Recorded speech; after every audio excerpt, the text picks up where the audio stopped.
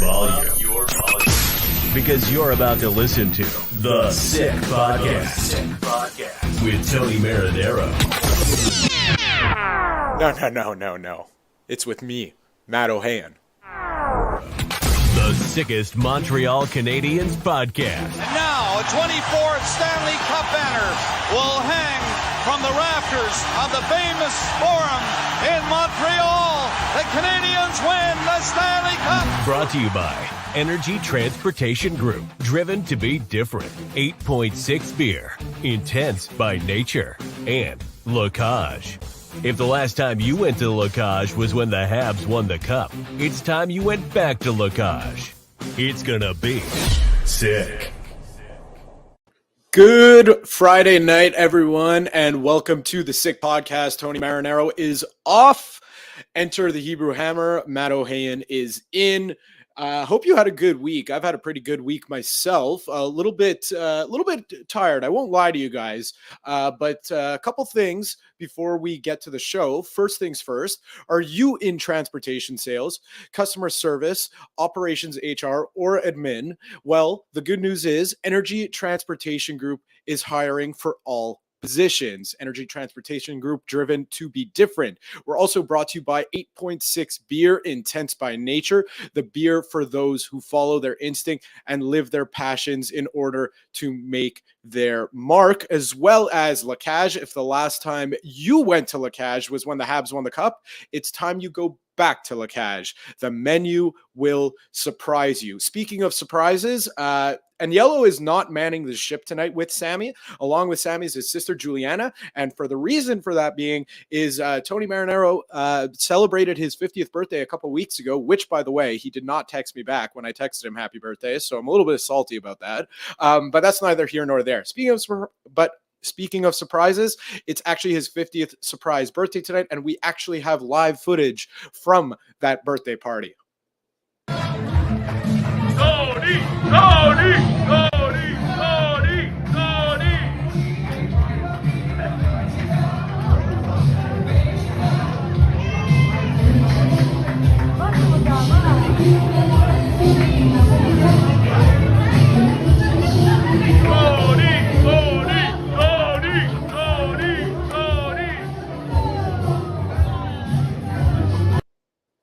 So there's three things I know about Tony Marinaro. One is that he loves his Montreal Canadiens, of course. Two, he is one of the hardest workers I know. And three, he's a giant crybaby. Tony, never change. We love you. Anyways, let's get to the issues at hand. First things first, we're gonna start off as we usually do with talking about the Canadiens. We will talk NFL picks and dive deep into the Week 15 slate. But first, I would like to welcome to the program from the Montreal Gazette, covering the Canadiens, Mr. Stu Cowan. Stu, how are you? I'm doing well. Happy birthday to Tony. My wife threw a 50th for me, and it's almost 10 years ago. So I got another big one coming up. So happy birthday to Tony. Well, I'll be sure to send you a happy birthday message on your 60th. So that's good to hear. So yes, happy birthday to Tony. Not exactly the happiest of weeks for the Canadiens. The last time I spoke to you guys on this program, the Canadiens were heading in, since then, they looked really good heading into that episode. And then since then, they've lost 3 out of 4. Stu, I guess big picture, did you see a common theme in the 3 losses? Well, I mean, whichever way you want to look at it, the Canadiens are ahead of where I think everybody, including me, thought they'd be at this point in the season. They're roughly a 500 team. They haven't gone more than 2 games in a row without earning a point. They had 1 3-game losing streak, but they had an overtime loss in there. So they've been able to bounce back as opposed to last season when they had a couple of 7-game losing streaks. And we all remember how bad it was back then.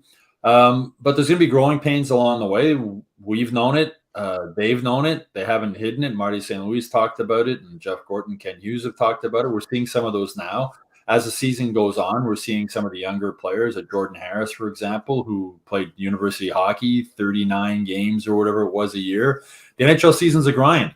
And part of the growing pains is going to be for these young players just to realize, you get the game 30 and 40 and 50. It's a long season. There's a lot of travel. The Canes have a lot of travel in December. I know for myself, the travel I've been doing in December, I'm not playing hockey. It's tiring. when you're on the road as much as these guys are. So it's growing pains moving forward. The thing is, they showed again, they don't give up. They fall behind 2-0. They battle back. They make a game out of it. Last night was the first time I've seen Marty St. Louis be sort of frustrated like he was. He said we had too many passengers after the game against Anaheim, playing against the worst team in the league. So it's just one of those things. We're going to be growing pains along the way. The power play is obviously a big concern. But as I said, at this point where they are right now, I don't think many people thought they'd be as good as they have been so far this season. It'll be interesting to see how things continue moving forward. Yeah, and I'm happy you brought up Martin St. Louis and him being frustrated, because I feel like, as you said, there's going to be growing pains, especially with such a long season and just a young team. But also, let's not forget that, I feel like people tend to forget, because just the way he carries himself, people think that Martin St. Louis is a veteran coach. This is his first head coaching job in the NHL. Yeah. And, I feel like this is the first time we've seen him, frustrated with the team, we'll call it. Whereas, it kind of started. It was Wednesday night when they played Ottawa, and he was frustrated after that game as well. It was more towards the referees, but we're starting to see maybe the season get to him a little bit too. Yeah, and there's also the injuries also. I mean, there's not a lot of depth on this team. And, you lose a Sean Monahan, you lose Gallagher, you lose Savard, you lose Mike Matheson. That's some big guys they're missing also. But for Marty St. Louis, his whole thing is he's trying to make the game fun for these guys. He's trying to make them play a fun system that they enjoy, a brand, as he calls it, they enjoy. And I think he doesn't mind losing. As he said on his news conference after the game last night, winning games isn't the main focus. It's player development. What he doesn't like is a lack of effort. And I think last night was one of the few times this season that he saw a lack of effort from some of his players, and that upset him. He can understand, growing pains are going forward. The talent, they're not an incredibly talented team. They're not an incredibly deep team. The injuries hurt, but he expects his players to show up and give everything they have every night. And there was too many guys last night who didn't, and that's why they lost to the worst team in the league. And it's interesting because, I find it's just with this team, it's this week specifically, it's kind of uncharted territory in terms of every time there was a back-to-back and the Canadiens would lose the first game. We've seen it a couple times, okay, no problem. You have a game the next night, shake it off, and they come out and, they may have gotten out, but they come away with a victory, and it just wasn't the case last. I found after the start against Ottawa was promising because, they outshot them and outchanced them like crazy. And, obviously nothing comes of it. Then they fall behind quickly 3-0 in the second period. They bounce back in the second, come away with a loss. And I'm kind of expecting at that point against Anaheim, not just because they're the worst team in the league, but because of just what we've seen from this team in back-to-backs, that generally their second game is the one that's more fruitful for them. I won't call it necessarily the better game, but we've seen results in those second games. And it just, they tied the game in the third period, or I should say Cole Caulfield tied the game in the third period, but really wasn't really expecting much heading into the third. It didn't look like they were all that interested. The thing that's really been surprising to me is how, they have a losing record at home, and the first period at home, they've been bad. I mean, they haven't shown up to play at home, which is a little bit concerning. You figure, especially the young team playing at the Bell Center, they should be fired up. Again, going back to what I mentioned earlier, as the season goes on, it's going to be interesting to see how some of these younger players who haven't, don't have the rookies in the NHL, 4 rookie defensemen who aren't used to the grind of what an NHL season is. They fly charters, they stay in nice hotels and all that stuff, but the NHL season's still a grind. And some of these young guys are learning that right now. And the fact that Marty St. Louis, when you have a coach who dumps on his players all the time in post-game news conferences, they sort of tune it out. But if they heard last night that's the first thing, Marty St. Louis had too many passengers. I think that's a message to the team. Like, let's go, guys. That was unacceptable. It was an unacceptable effort level. Whether they thought they took the Ducks for granted, thinking, the worst team in the NHL, You look at the power play, the Ducks had the worst penalty killing unit in the NHL. The Habs had the worst power play. They had 4 power plays. They had 2 shots on goal and 4 power plays. I mean, it's pathetic to watch that power play. One of the shots went in from Cole Caulfield. It's still pathetic, though. So it's good. Right now is a tough time in the season. Pat Hickey wrote a column in the Gazette recently talking about December is always a tough month for the Canadiens, and they have themselves, their ownership has themselves to blame for this because they always book other stuff at the Bell Center. So it means the teams on the road, there's 15 games in December and only 4 of them are at home.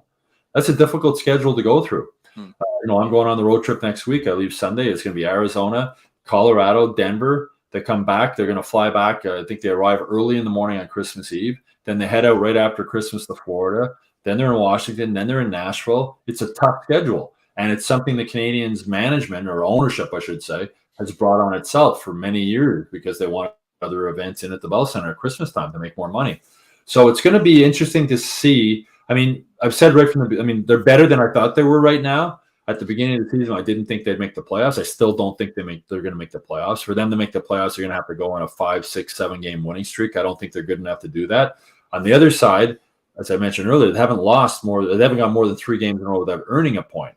But it's going to be, this next month is going to be a real telling sign for just the character this team has. And we're going to find out if they're still ahead of where we thought they were going to be, or if they're going to be where about we did think they were going to be. It's going to be a real tough stretch in the schedule coming up here.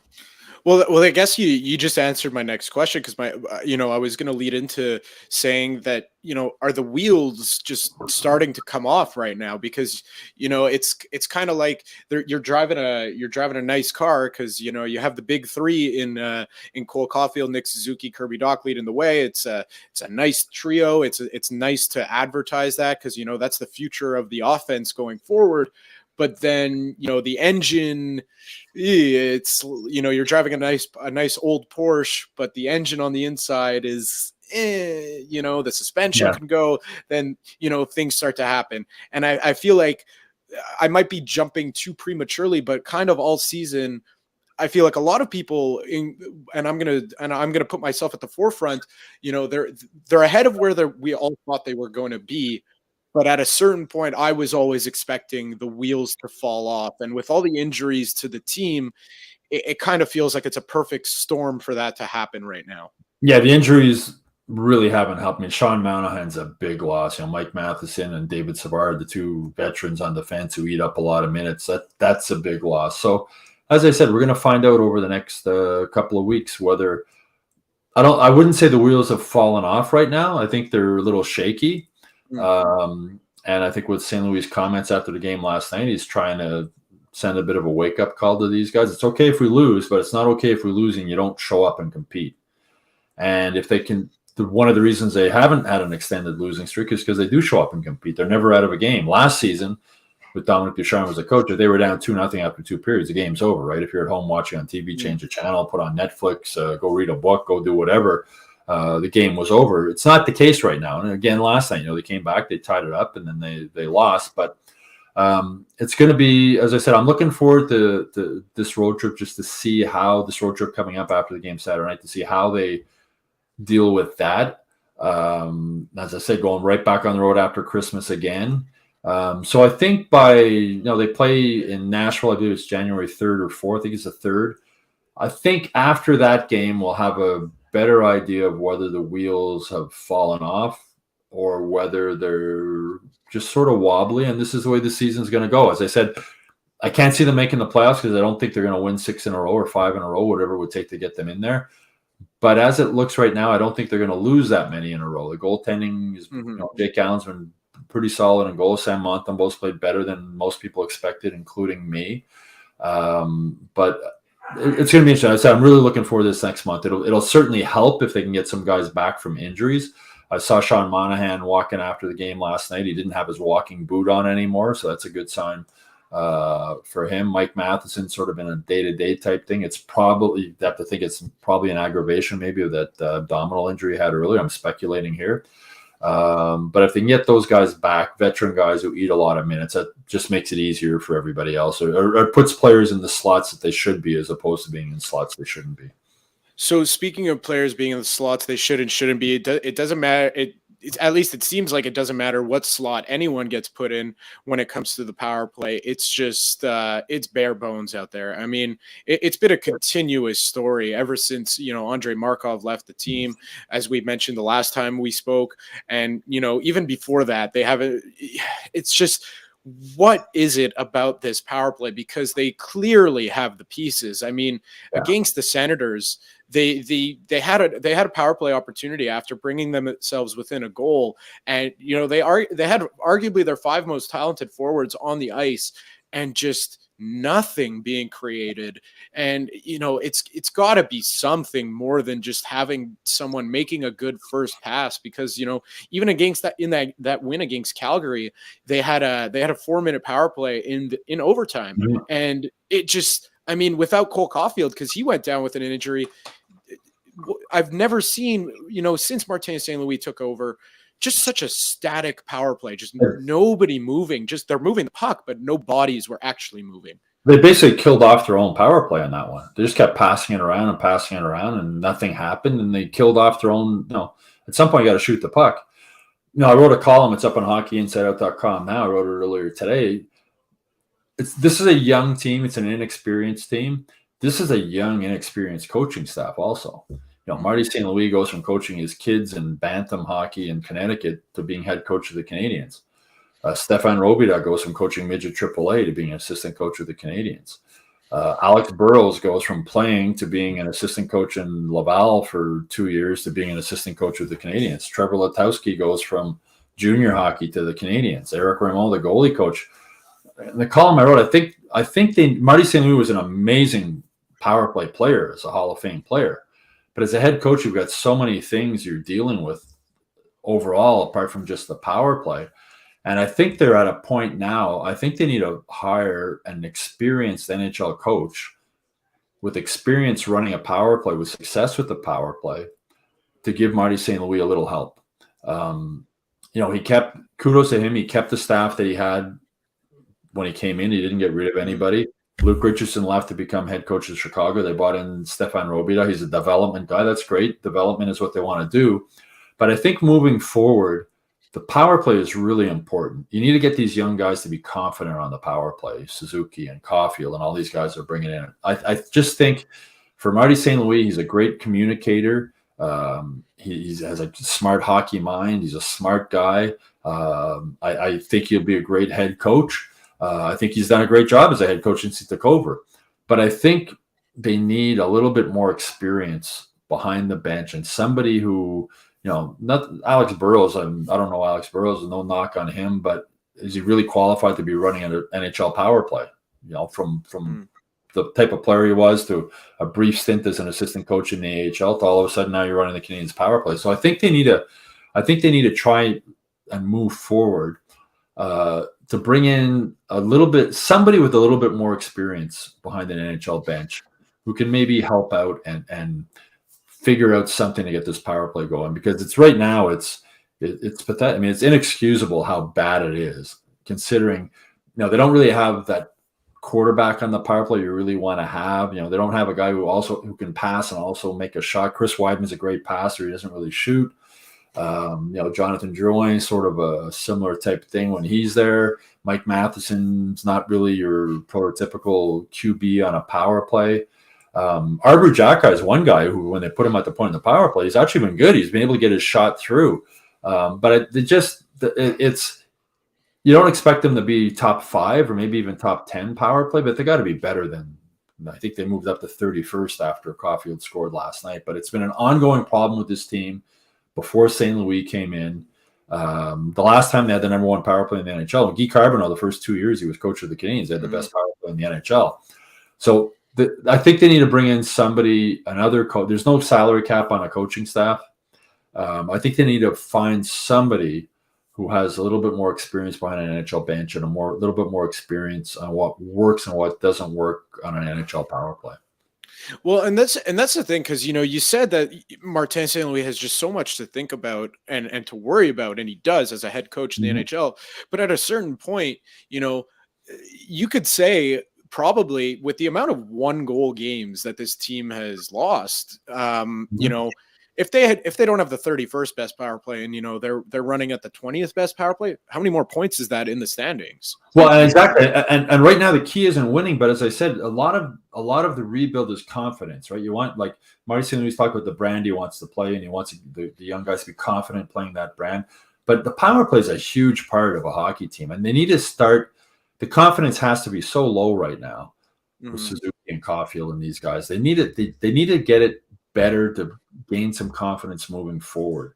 If they want it, this rebuild is a little bit ahead of schedule now. I think we can all agree with the amount of wins they've had so far. But moving forward, I just think the power play is one of those things that it shouldn't be that hard to fix, you wouldn't think, or at least to become respectable. It shouldn't be as bad as it is with some of the talent they have on this team. So I think that should be, I understand their focus is on development. It's not on winning, but I think a little bit more focus needs to be on the power play. And I think Marty St. Louis might need a little bit more help coaching-wise when it comes to that. It's funny because I was watching Marty St. Louis before practices, especially on the road. You always see him running up and down the stairs before the morning skates. He does his own workout. And I said to him, I think we were in Columbus, and I said, I saw him running the stairs. I said, man, you look like you could still play. And he said, maybe on the PP. and thing is, he can't put his equipment back on and go back on the power play. He'd probably make it better. But again, I just think they need to make the power play better. And I'm not, from what we've seen so far. And again, this goes back to before Marty St. Louis and previous coaching staffs. I mean, they finished 31st in the NHL last year on the power play also. Burroughs was there last year also. But I just think they need a little bit more of an experienced person to help out Marty St. Louis behind the bench. Yeah. And you say there's no salary cap on coaching staff. There's no salary cap on, development staff, nothing like that. So with a team like the Canadiens, they should be able to figure it out. I'm really interested to see what they do, because at this point, I don't think we can expect really a big change in personnel from now till the trade deadline. I'm talking about player wise, obviously. So it's one of those things that, you even think about it when talking about, a PK, when they go through some struggles, and you talk about obviously there's PK specialists and players that excel on the penalty kill, but really, when you're playing hockey since such a young age, you're able to kill a penalty. That's just part of it. You're taught that from a young age. You know how to do it. And the power play, I feel like, would be no different. I guess the one positive from the power play that I'm seeing is, when the Canadiens had Shea Weber on the ice, it was just so obvious. They're looking for Shea Weber in the circle, and he's going to blast it and, hopefully score, which he never did because every team was expecting that. And the positive that I see is that right now they have two successful plays on the power play. That seam pass from Suzuki to Caulfield, and then it's in the back of the net, or Nick Suzuki's patented wrist shot from the circle, and it goes in. But they're not trying that every single time. So maybe this is me being optimistic, but they're trying different things on the power play and not just looking for those two solutions. That maybe that's just me being cautiously optimistic. They are, and they're very predictable with their zone entry in the power play. It's always that drop pass to Suzuki, right, coming up from his own zone, and that's predictable. And teams watch video and teams see what they're doing, and it's St. Louis had said earlier he wants it should be like 3 passes on a shot. And you're talking about that overtime power play they had. I mean, they killed off their own power play. They just kept passing the puck around. The 3 penalty killers are standing there going, okay. Yeah, exactly. There goes 10 seconds. There goes 20 seconds. There goes 30 seconds. There goes, you figure if you take a shot and it's a rebound, you should get the rebound 70% of the time at least, since you have the extra guys on the ice. But it just seems there just seems to be a lack of a focus or it's just they're trying to be too pretty. They're moving it around. It's I asked Jonathan Drouin about it after the game last night. He said power plays are weird. Sometimes you move the puck really well and you don't score. Sometimes you don't move it well and you do score. But if you don't shoot the puck, you're never going to score on the power play. And they just seem to be they seem to be waiting on that. Caulfield, he scored again last night, but it's like they're always looking for that cross ice pass to him. But they just need I think a fresh set of eyes, a fresh look at the power play from somebody with more experience coaching NHL power plays would be a good thing for the Canadiens at this point. So we can't talk about the Canadiens and the season that they were at least supposed to be having without talking about some veterans, as we normally do, that could be on their way out. One name that keeps popping up. I mean, for the past 2 weeks, his name's been, the hot topic around different radio stations and TV stations around Canada is Joel Edmondson. And the latest that I saw was Joel Edmondson might go to Edmonton. Have you been hearing anything in the room, anything at all about potential movement and when the hat is going to drop? Because I feel like that's another thing that everyone's kind of expecting to happen. Well, I mean, I know Pierre Lebrun, who's more plugged in than I am, is when it comes to trading stuff like that. Said last night, there's interest in Edmonton. The Canadiens aren't looking to trade him. He's the kind of guy that would be good on a playoff team. He's got this year and another year in his contract, so a team that would acquire him would get 2 playoffs out of him.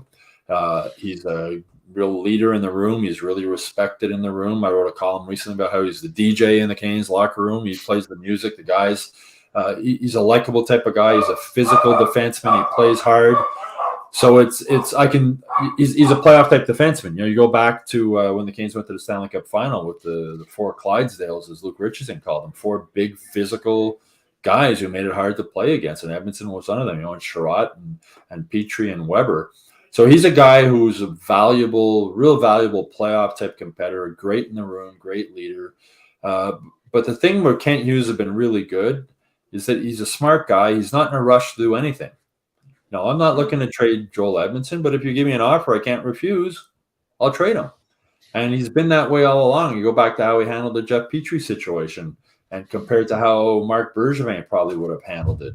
Bergevin seemed to make everything personal. Here's Kent Hughes was just, the guy wants out. His wife wants out. That's fine. We're going to do our best to move him, but we're not going to trade him unless we get something good in return. And if we don't, well, he has a contract and he's going to play here. So I think it's a similar situation right now with Edmonton, is that he's good in the room. The guys like him. It's a young team. He's very beneficial to have around. If you trade him at this year's trade deadline, what am I going to get? Maybe going to get more next trade deadline. So it's sort of, Kent Hughes in a position that he can listen to offers and say, no, okay, let me think about it, which might make a GM who really wants Edmonton sweat a little and maybe add a little bit more to what he's willing to offer. So Kent Hughes has been patient, and I think he should be patient with Edmonton. I mean, if he gets an offer that he can't refuse or that he shouldn't refuse, I think he'll trade him, but I don't think he's in a rush. Maybe he'll get something more in the offseason, or maybe he'll get something more next year at the trade deadline. But again, just to go back, I mean, if a team who was acquiring him now with the 1 more year in his contract would have him for 2 playoff runs, and that's something the GMs will think about before when they're looking to what they're going to offer for a guy. I mean, you look at Ben Sherratt last year. Sherratt got traded. They gave up a first-round pick for him, Florida, and then he went through, and then he left. And now he's playing in Detroit. So for Edmonton, at least you're going to have him for a couple of playoff runs if you make that trade.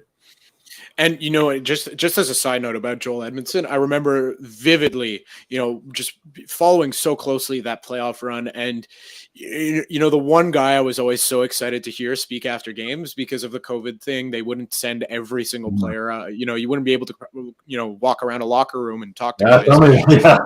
Yeah, I mean, yeah, better than anyone. Yeah.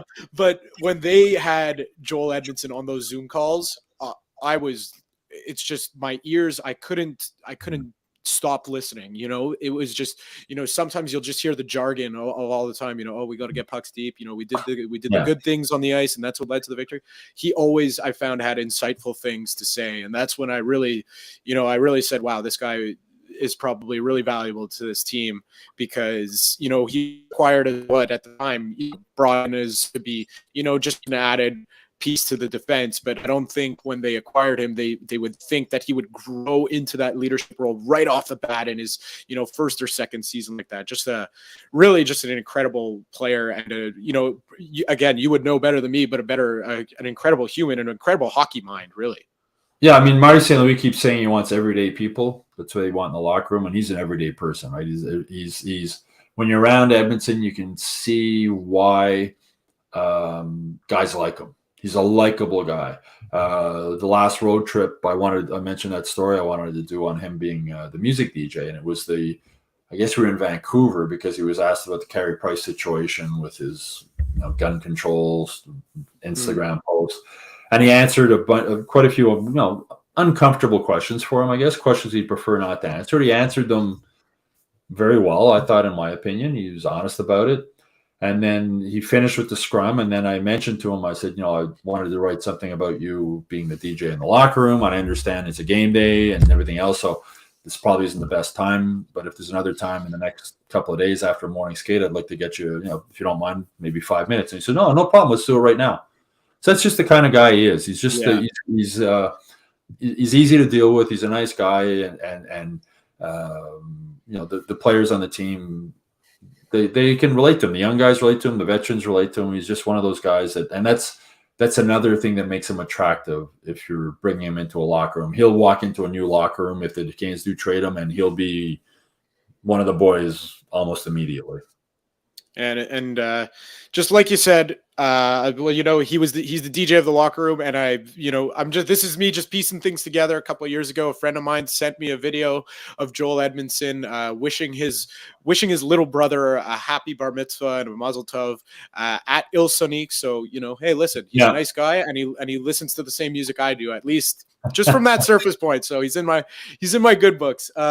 Stu, you're also in my good books. So thank you very much for this. It should be, like you said, a very interesting upcoming 2-3 weeks for the Canadiens. So it'll be fun to follow along, and we'll be sure to speak to you soon. All right, Matthew, take care. Have a good night. You too, Stu. All right, the Sick Podcast is also brought to you by Playground. They have over 600 machines, poker tournaments, and Playground casino games, daily promotions, and unmatched customer service. Why go anywhere else? Located just over the Mercier Bridge, only minutes from downtown Montreal. Thank God it's Friday. TGIF. Thank God it's Friday. It's also football with Matt Ohayon. Burrow hooks a pass, wide open, Chase, touchdown, Bengals. All right, there you have it. It's week 15 in the NFL. I'm so excited for this slate of games. We get Saturday games, a full slate tomorrow. My time will be completely occupied. I don't have to feel bad about sitting on the couch and watching football all day. And to break it all down is from Run My Bets. Cash, how we doing? I'm good, man. How you doing? It's been a week. Yeah, it's been a week, and you know what? I did okay without you. I did okay. I think I either went 3-2 or 4-1. You would have been proud of me, I feel like, for one of my picks specifically, because I felt it was a very sharp play, and I ran with it. And I told everyone, I put my name on the line, and I put money on it. I hope people did too. But Carolina plus 3.5 last week. I was very happy about that. Amazing. So let's get into this week, because last week doesn't matter anymore. It's all about looking forward when it comes to NFL betting. And let's start with tomorrow. I mean, there's 3 games, 3 very, very intriguing games. I mean, I guess naturally we'll start with the one that you have the hat on, the Baltimore Ravens going over to Cleveland. Cleveland are 3-point favorites, over under set at 38. Yeah, I like the side a lot. I like the Ravens. I sent it to my clients already. It's going to be a max play. It's going to be a 3-unit play. It's probably one of the biggest selections I send out. I love the Ravens catching 3 points here in this divisional rivalry. These teams always play close. This division is always close. I think 3 points is 3 points too many. I see this game as a pick. I see it going either way. I think it's going to end under a field goal. There's a little bit of a drop-off because Lamar Jackson's not playing. I wouldn't have fired on the Ravens plus 3 had it been if it wasn't Tyler Huntley, because I don't want QB3, the rookie there. I don't want my money on him. I don't really know what he's capable of. Not trying to throw shade against him. I really haven't seen him play much.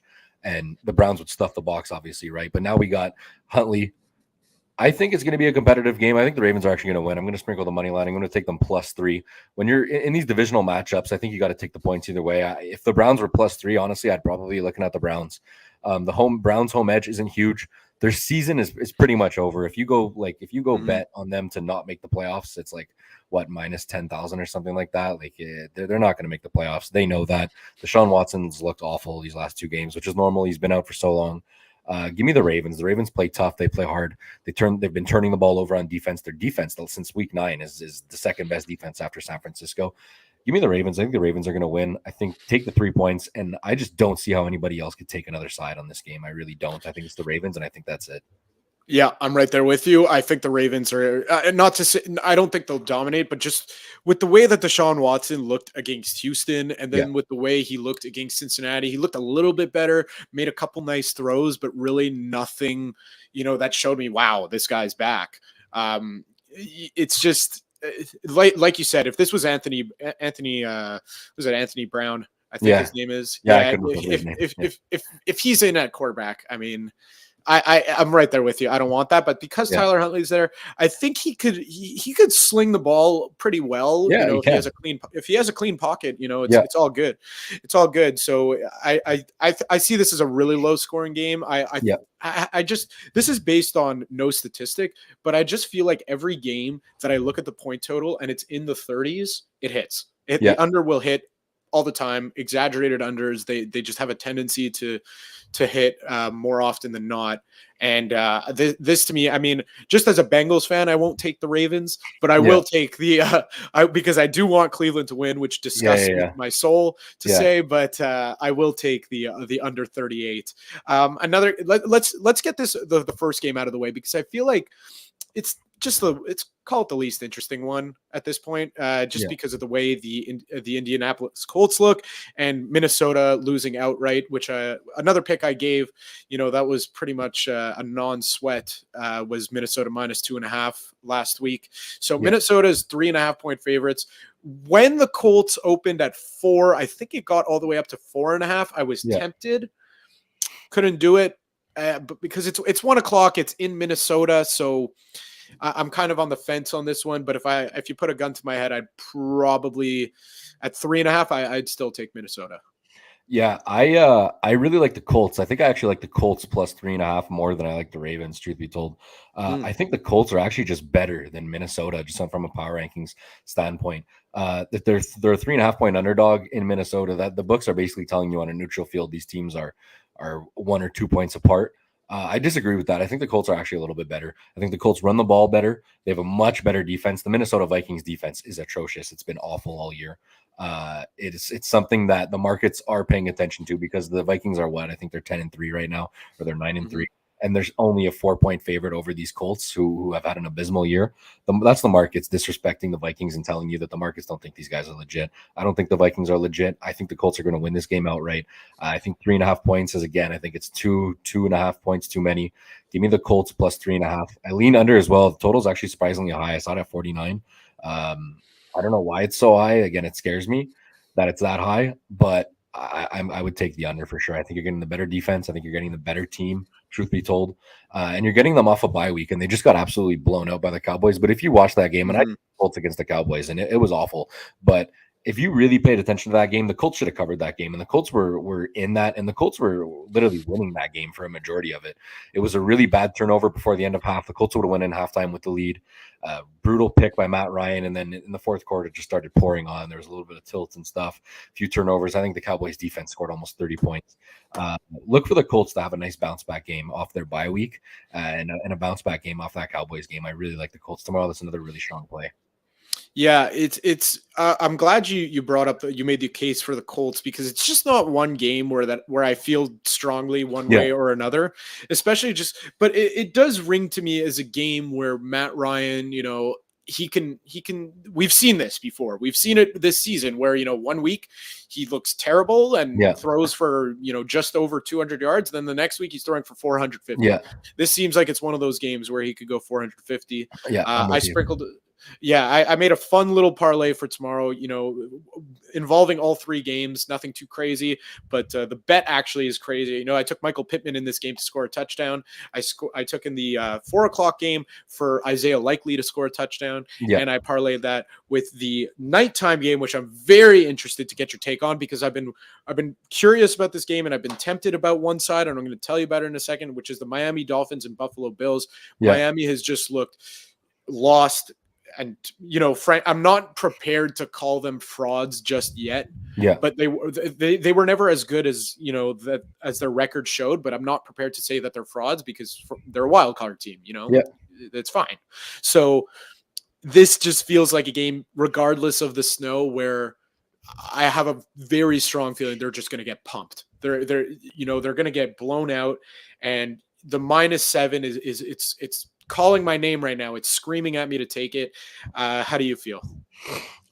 This game's tough, man. I haven't bet anything. I haven't sent anything. I haven't even given an opinion on this to anybody, really. I'm gonna bet this. There's two ways you bet this game. I think if you take the Bills, I think you got to tie them up in a teaser and get them down to -1 on the money line. And if you take the Dolphins, you're obviously gonna take the 7. I'm a little bit more inclined to take the Dolphins because they're off some bad losses. It's a divisional game. They're an underdog of a touchdown. I like the price. I don't know if I can trust Tua in the weather, but the weather is kind of why I would take the 7 points. A snowy game like that, you're not going to have the insane dynamic Bills offense normally. I think it's going to be a slower game. I think it's going to be a lot of running. I think it's going to be a lot closer due to the snow. And because of that, I would take the 7. If this game was being played in Miami, I think I'd be more inclined to actually take the Bills. But with that being said, it's really difficult game to handicap. I could see myself splashing the Bills in a parlay on a money line parlay or something like that, but it's not really a game that inspires much confidence. And to be honest, I wouldn't unless you have a really strong opinion. Whoever wants to bet this game, if you do have a strong opinion, go for it by all means. But if you don't, I'd recommend trying to stay away from this as much as possible. Yeah, it's just such an odd one because, like I said, I feel like the Dolphins are just going to get popped in the mouth. Yeah. But at the same time, it's just the Bills haven't looked exactly like the best team in the NFL that everyone is still calling them, and it's a very one-dimensional offense. This is the last leg of that parlay. So I have Michael Pittman scoring a touchdown, Isaiah Likely scoring a touchdown. Yeah. If I'm still alive by then, I feel very, very good about the last bet on mine of Josh Allen scoring a touchdown, because this is just one of those games where he's gonna, at the beginning, it's not his passing is gonna be off. I see it starting off how it started off against the Jets. A little bit of a punt fest back and forth, and then Josh Allen's just going to take the game into his own hands and go off with the ball and start running it and playing the hero ball that he does. So let's talk about Sunday. Sunday excites me for a couple reasons. Let's jump into the first game that, of course, is going to be of most interest to me, which is the Cincinnati Bengals going over to Tampa. Joe Burrow's first matchup against Tom Brady and the Buccaneers. The Cincinnati Bengals are 3.5-point favorites. And, the total is, I want to call it low for the game, even though Tampa Bay's offense has looked the way it has, but I'm going to tell you why. The Bengals, while they were heading into last week quite healthy, other than Hayden Hurst, this week they're a little more banged up. I don't know if Trey Hendrickson is going to go or not. He's probably not going to go, but that's not what concerns me more, because I think Sam Hubbard does a fine job on the other side. They have DJ Reader up on the interior of that defensive line. The part that intrigues me is Mike Hilton and Jalen Davis, both slot corners for the Bengals, are out. And I just have a feeling that Tom Brady is going to be able to exploit those seams. And, Joe Burrow the other way, he's not going to be facing Vita Vea. So how much pressure is he going to face? You give him time in the pocket, and you're playing with fire there. So this game, I want to take Cincinnati 3.5. They haven't failed me. I'm pretty sure they're actually 10-3 against the spread this season, which is quite amazing. They're on a big run. And I think I heard a stat that they're 18-8. They've covered the last 18 of their last 21 spreads. So betting on them has been pretty money.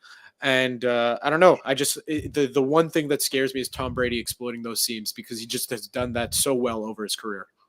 Yeah, this game is really scary, man. I think the spread is like 3 points too short. We're seeing 3.5s. I make this game 6.5, and it just reeks. It's really scary that they would put out a number like this, especially with how successful Cincinnati's been against the spread. And the public realizes these things. The public realizes Cincinnati's cashing bets for them week in, week out. And the Cincinnati's been getting all kinds of money all week from wise guys, from professionals, even from recreational bettors. And the line hasn't moved. To me, it scares me. If it was the line, this is the honest to God truth. If the line was at 6, I would take the Bengals -6. Since it's at 3.5, similar to like the last time I was on, I spoke to you about this.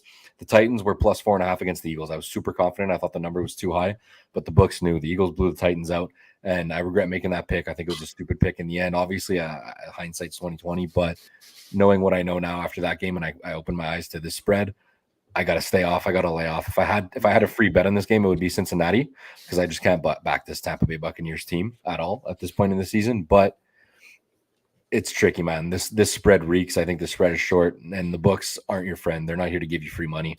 So when you see something like that, I really think it's best to stay away. Yeah, it's not a divisional game, but I learned my lesson. You bring up that Tennessee against Philadelphia. Yeah. We were both on the same side, taking Yeah. Tennessee, and we learned our lesson. And it kind of scarred me. I wanted to take San Francisco -3.5 last night. Yeah. It kind of felt like a layup, and Yeah. I laid off of it and said, you know what, the Seattle run defense is terrible. It's National CMC Day. Just hammer all of his overs, and it cashed a bet for me, so I felt good about it. But if I'm right there with you, it's crazy that the Bengals are they're only 3.5-point favorites, and they're not even. It just seems like they're not at the top. You're not buying them at the top of their value. So on the outside, on the surface, you're just like, wow, okay, Cincinnati. Book's still not giving them any respect, but there's something fishy in the water. Yeah, 100%. 100%. One play, I want you to touch on a play that you're excited about on Sunday. But before we get to one of yours, I just want to throw one last one at you, which is Atlanta at New Orleans. I mean, Atlanta are 4-point underdogs. I'm all over the Falcons. I think Desmond Ridder is. I'm excited to see him, and out of the picture is Marcus Mariota. Forget about him. He's injured, where he had surgery on his knee, and now enter Desmond Ridder. This is just one of those spots, divisional game, and there's not a lot of tape, if any, on Desmond Ridder in the NFL other than preseason stuff, and he looked pretty damn good in the preseason. So just because of the unknown factor and just how bad New Orleans is, frankly, on offense, give me the Atlanta Falcons +4. Yeah, I'm going to go head to head with you again. I actually feel quite strongly about the Saints. I like the Saints -4. The Falcons they started the year really hot. I think they were 6-0 against the spread. I think they won 7 straight against the spread, and the markets love them. They were dominating the spread, covering games, backdooring, covering like wire to wire. They were great, and they've just regressed. I think they've lost 5 in a row. It is now against the spread. They haven't sniffed the cover in a while. I don't even think they covered teaser numbers recently. They've been really struggling. And the thing with the Saints is the Saints defense is elite, and it has been elite. Mm-hmm. They're finally healthy. It was a mishap against Tampa Bay, but they should have beaten Tampa Bay easily. They should have beaten them by double digits. It was a mess what happened. But I like the Saints in this spot. They're going up. That elite defense can be going up against a rookie quarterback. The Saints still have some good weapons on the outside. They have Alvin Kamara. I like the Saints here at home, laying only 4. I think you're getting a bit of a discount on them. I think they win this game by a touchdown. It's going to be one of my top 5 picks for sure on the Saints. All right. Well, listen. I love when we go head to head because it causes for great discourse, and for sure. I mean, it's just I think it's the unknown factor of Desmond Ridder. He's a good quarterback. At least I think he's going to be a successful one. I think he has a little more arm talent than Marcus Mariota, and that offense. They're not exactly going to start opening up the playbook for Desmond Ridder, but he had a bye week to prepare. I think this is a good spot for him to be starting in, so that's why I like the Falcons. What's a play that's catching your eye? Because I got a couple in my mind. We'll talk about a few just before we get to both of our sick picks. But what's an interesting play that might not be on the average bettor's mind? Yeah. I like the Bears +9 this week a lot. And when the public look at this game, they're going to be looking at the Eagles, right? What have the Eagles done? They destroyed Tennessee. They just destroyed the Giants by almost 30 points. The Eagles are covering spreads, and everybody's going to be throwing the Eagles in their money line parlays, their teasers, all that stuff. I think the Bears might sneak an upset here. I really like the Bears +9. I like the 9 points, first of all, because even if they're not covering the spread the entire game, the back door is always open. Philly goes into a little bit of a prevent defense. Philly wants to start resting some guys. And the thing is the reason why I'm taking this game is next week Philly has the game of their season. I think it's going to be the game of the year, obviously before playoffs, because playoffs, the games are much bigger. But the Cowboys and the Eagles next week is shaping up to be one of the biggest games this entire year. And I think the Eagles are going to be a little bit focused on that. The Bears, I'm not going to say I'm confident in them winning this game. I'm confident within them staying the number, but I think they're worth a sprinkle on the money line. Justin Fields going to get the job done. Let's say they're down 2 touchdowns or even 3 touchdowns towards the end of the game. You just need a few points, a few good runs, and they're going to be covering that thing by the back door. I like the Bears +9, and I like a sprinkle on the money line. I think it's a little bit of a look ahead spot for the Eagles. And one more, we'll talk one or two more games before we get to our sick picks. So let's talk. This one's just interesting because it's Stu Cowan and I were talking about the potential of the wheels falling off the Canadiens, and it looks like they're starting to wiggle off. Yeah. Let's talk about the Tennessee Titans going to the LA Chargers, because this Tennessee Titans team, I'm sorry, Juliana and Yellow, Sammy, I'm very, very sorry, but it is just a disaster over there right now. And there's just no signs of this turning around against an LA Chargers team that's starting to get healthy at the right time. I'm probably going to lay off this game just because I have a personal rule against the LA Chargers. Every time they start to look good, Brandon Staley steps in and starts to, take the wheels off, pull the rug from under them. So just what are your thoughts on Tennessee +3? Yeah, I think you're getting Tennessee at the best price that we've seen them all season. And this Tennessee team has been awful. I backed them last week against the Jaguars, and it was a mistake. But the deeper you dive into that game, they turned the ball over a bunch. It was a really ugly game. They're getting a few guys back on Sunday. I like the Titans, and I like them because the Chargers can't stop the run. That's the biggest issue for the Chargers all year. And who's going to be running for the Titans? Obviously, that's Derrick Henry, right?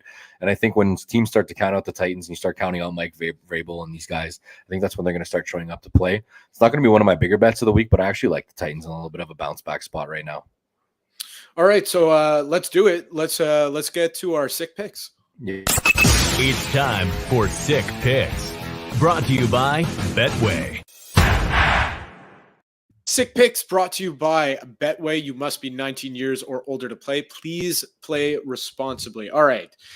So we're going to give our top 5 picks. We're going to go 1-1, 1-1 as we normally do. And I'm going to start us off with the Raiders in a pick'em against the New England Patriots. I love it. I just think the Raiders, they're figuring it out offensively. And, Josh Jacobs has just looked fantastic all season. Devontae Adams has finally come on. They're finally using him in the past couple weeks as what he is supposed to be. And this New England offense, they looked absolutely putrid against the Arizona Cardinals. And it had not been for their defense, Arizona wins that game. Yeah. No, I couldn't agree with you more, man. There was a pivotal moment in that game where the Cardinals were up 6 before halftime, and they decided to go for it on 4th down. They didn't get the 4th down, and New England goes back and kicks a field goal, and then they score a touchdown on their opening possession, and that really swung the game for me. Something that's going unnoticed, Kyler Murray obviously went down, and I think if he didn't go down, I'm pretty sure the Cardinals win that game by double digits. I had the Patriots in a big ticket on Monday, and I'm super glad that they won, but I was telling myself during that game, I said, this team is not right. Their offense isn't right. I'm betting against them at the next decent opportunity I get, and lo and behold, you're getting the Raiders. You're bringing the Raiders off a brutal loss against the Rams. That was just terrible. You're going to get the motivated spot. They're playing for Derek Carr. Might be playing for his career at this point. He's obviously going to get a job somewhere else, but if he wants to be a Raider and he wants to play with Devontae Adams next year, he's going to need to show something. I really like the Raiders here. The Patriots, when they've given up more than 20 points defensively, they haven't won a game yet. So I think the Raiders are going to be able to get to that 20. I don't think the Patriots are going to be able to get to the 20. I think the line is off. The line is like we're seeing -1 across the board. It's almost a pick. I think this line should be Raiders -2.5, -3, somewhere in that ballpark. I think this is going to be a double-digit win. It's probably my favorite play on Sunday. Yeah, and you know what? It's just interesting because, there's so much talk about the play calling in New England and how it's, Matt Patricia, and it's really weird. It's just a weird team in New England. And again, it's just they seem to be able, their defense is able to put the game away for them but it's against the bad offenses that they're able to do. Yeah, something's not right with them. This is a good offense and a okay defense that could get the job done against Mac Jones. So no problems taking the Raiders -1. Where are you going? I'm going to go with the Raiders -1 with you as well. It's definitely going to be one of my top 5. Yeah, so let's talk about my second. My second will be the under in the Cardinals and Broncos game. This game, I mean, just you have Brett Rippon against Colt McCoy in a game that is set at, let me find it on my sheet, 36.5. Yeah, it was bet down. It's been bet down. It was up at 37.5 at one point. And just, I mean, this is a game that screams to me this could be a 9-6 game. It's Colt McCoy against an elite Broncos D, and Denver. Who the hell knows what they could do with Brett Rippon out on the field? Just give me the under. And this is one of those that, it's a very low number, But again, like I said, this game could easily be 9-6. Yeah. Yeah. As far as that game goes, I lean Cardinals. I'd probably take them on a teaser, get them through 7.5. I'm probably not going to be playing that game. My second pick, it's going to have to be the Bears +9. Mm-hmm. Yeah. Love the Bears pick because again, like you said, this is the Eagles are in a spot where they might be looking ahead. They're pretty comfortably in, they are comfortably in the playoffs. They're comfortably in the division lead, but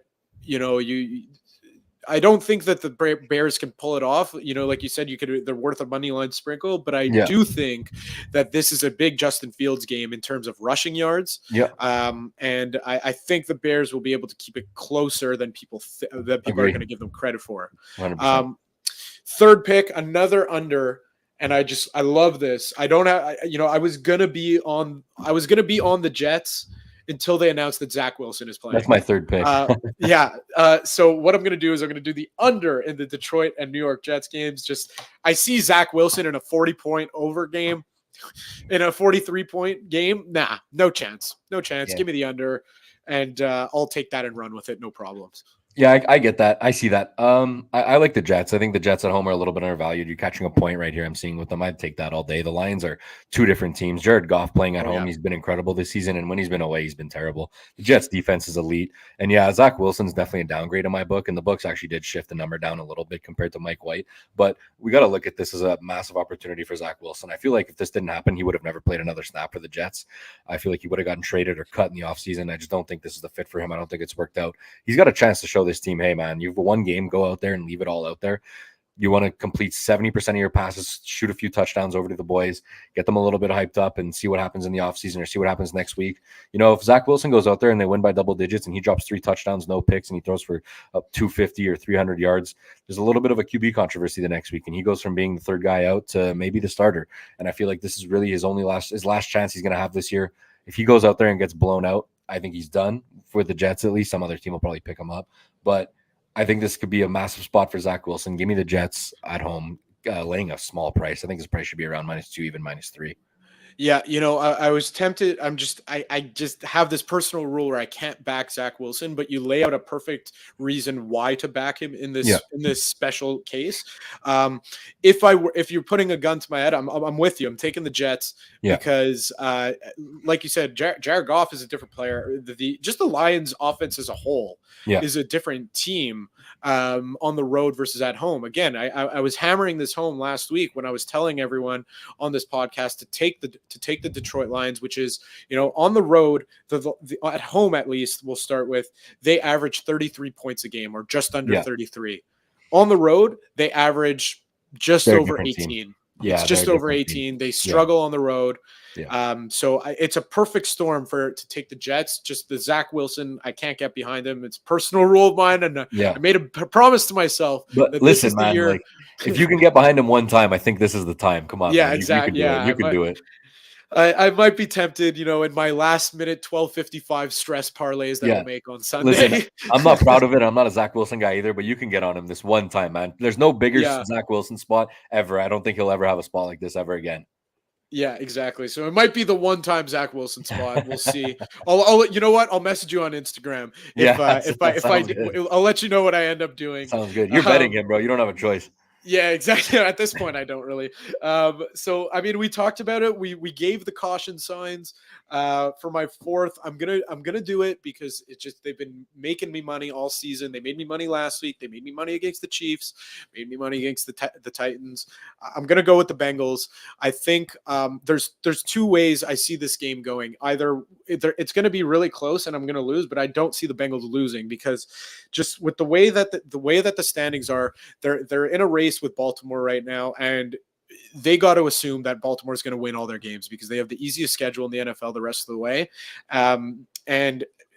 So if Baltimore wins, Cincinnati will win the game, take the money line. But if Cleveland wins, take Cincinnati with the spread because they will be ultra motivated. When they beat, I forget who it was. I think it was they were playing at the same time as the Ravens or something.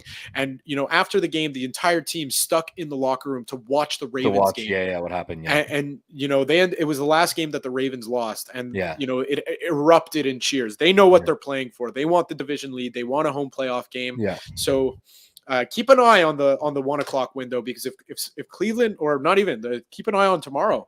If Cleveland wins tomorrow, I'm very happily taking Cincinnati -3.5. Yeah, fair. That's fair. This is my fourth pick. My fourth pick is going to be Washington -5, and this is a bit of a strange number. It's a strange game. It's a little bit sketchy, kind of like the Bucks-Bengals game. Everybody's going to be taking the Giants at the points. These guys just ended in a tie, and these divisional rivalries, they end up being super close usually, and more often than not they are. And that's why I'm taking the Ravens +3 tomorrow. But this line has been weird, man. I thought this opened up too high. It opened at 4, and all the money has come for the Giants. I think it's been 90% of the tickets have been Giants, and the line has gone up. It's up to 5 now. I think it's even showing 5.5 at some books. I think this thing might even close 6 come Sunday. I love the Commanders. They were on a bye week. So after they had that tie against the Giants, they were on a bye week. They've been preparing for this game all week. It's an incredibly crucial game for them to make the playoffs and to get a little bit good of decent seeding. Watch the Commanders come out here and win by a touchdown. Watch. I think the Giants are a little bit of a trap. I think everyone's going to be betting the Giants plus the points and on the money line. Watch out for that. I think the Commanders are going to come in, take care of business pretty easily. Yeah, this is one that scared me. There is a stat about Daniel Jones as a road dog that really favors the Giants. Yeah. But again, this is just perfect storm. And, I'm not a big narrative guy when it comes to the NHL, but when the NFL, I'm a huge narrative guy because, like you said, the Washington Commanders are coming off a bye. Who did they last play? They last played against the New York Giants. The Giants just got handed a loss last week, and it's an ugly loss. You would think it's a bounce back, but this is a motivated, like you said, motivated Washington team. Who knows what Saquon Barkley is going to look like? So this is, for me, it's a stay away. If I had to, I would put my money on the Giants just to follow that Daniel Jones trend. But I just can't. This one I can't do. Last game, I got the miracle under because that game went to overtime no one scored. At 40 points. Crazy. And, I'm thinking it's done. It's game over. Yeah. And it just cashed for me. Crazy. So that was fantastic. Crazy. So that's what I bet last time. I'm just going to stay away from this one. So my fifth and final pick for this one will be I'm going to stick to my guns, and I'm going to go with the Falcons +4. Give me Desmond Ridder, Cincinnati, alumni in university and college. Just I think he'll be able to he's been ready to strut his stuff. I feel he's gonna feel a little bit disrespected that he wasn't the starter coming out of the preseason. He looked incredible, and just a lot of unknowns for that Saints defense. Not a lot. Well, the unknown being Desmond Ridder, and that there's not a lot of NFL tape on him. Yeah. So I will take the Falcons +4. Yeah, I'll just go head to head with you for my final pick. I'll take the Saints -4. As mentioned before in the segment, I like the Saints. I think the experienced elite defense against a rookie quarterback in his first start, I think it's going to be a little lopsided for the Saints. I think the Saints can contain him less than 10, maybe 13 points. And I think the Saints get the win after a brutal loss against Tampa. Well, so then I'll be sure not to include the Falcons +4 in one of my 2-team parlays that I throw, 2-3 units on, because one of us is going to win that one, and I don't want that to be my big ticket loss. Yeah. All right, Cash. So we'll chat again very, very soon. Again, I'm going to let you know in your DMs on Instagram @RunMyBets if I end up backing Zach Wilson just this one time. So, hey, man, you are backing him. You're taking him. You don't have a choice. All right, you put the gun to my head. All right, there you have it. I'll be backing Zach Wilson and the Jets. Cash, thank you very much. Enjoy the slate tomorrow and enjoy the slate on Sunday. You as well, man. You as well. Have a good weekend. All right, that was our sick picks. Now it's time to go for gold. Go for gold. A daily World Cup report. Alfonso Davies keeps it himself. Goal! Presented by Bijouterie Bossy. Alfonso Davies. Go for Gold is brought to you by Bijouterie Bassi. Bijouterie Bassi has provided professional service and fine jewelry for over 30 years. Visit the store at 9640 Boulevard Saint-Michel in Montreal. Call them at 514-387-9528. All right. So last week, I have to apologize. And I have to apologize to all the Morocco fans because I said that they had no chance in hell against Portugal. And obviously they hung on and beat them 1-0. But just to give you a little recap of what happened and where we're headed towards this weekend. So France played Morocco in a semifinal, and that was just an incredible game. France ends up winning 2-0, bit of a misleading scoreline because Morocco really impressed me in that game. They were fearless. They attacked, but they were fearless until one of the wrong moment to be fearful, which was Hamdallah, their striker that they had subbed on. He has a glorious chance. I think it was in the 76th minute in the box, clear shot towards the net, and he passes the ball off for whatever reason. Just felt like Morocco was trying to get the perfect team goal after falling down 1-0 5 minutes into the game. So they ended up then France, what do? They you miss a golden opportunity, they're killers. You give them one chance, they'll take the one chance, and they did in the 78th. So they ended up winning 2-0 against Morocco. The day before, Argentina played Croatia. Really not much of a contest, as much as people thought it would be. Argentina just dominated the game. Julian Alvarez with 2 goals. And I think Leo Messi scored a goal of his own in that game, setting up just a wonderful final. I mean, what more of a beautiful storyline could you want? But first, we'll talk about tomorrow's game. So it's up on the screen. So you know what? We'll talk about this one first, which is France against Argentina. Just the 2 storylines. It's fantastic. No team has repeated a World Cup title in over 60 years. That was, and actually exactly 60 years. It was Brazil who last did it in 58 and then 62. And now France has an opportunity to do that for the first time since then. And on the other side, you got Lionel Messi. He has basically everything possible that he could have won in his trophy cabinet, except for the World Cup. And he made the final in 2014. They lost to France in 2018 in a knockout round game, 4-3.